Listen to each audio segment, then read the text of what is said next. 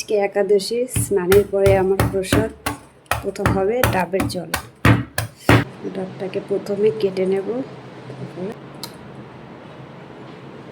ডাবটা অনেক বড়,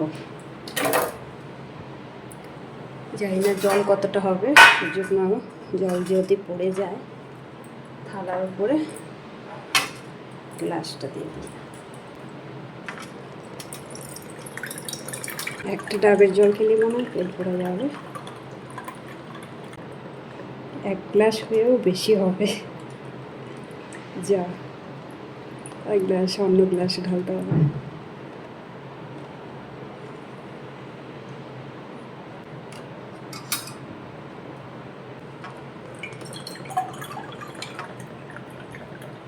ডাবটা দেখতেও অনেক বড় ছিল, জলটা অনেকটা আছে।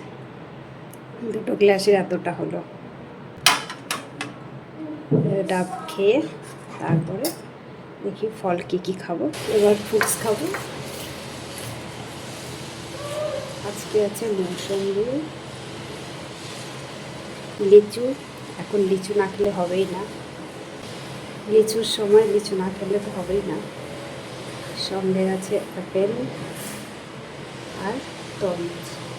তরমুজটা খেলে পেট ভরে যায়, এই জন্য আমি তরমুজটা সবসময় রাখি একাদশীর সময়।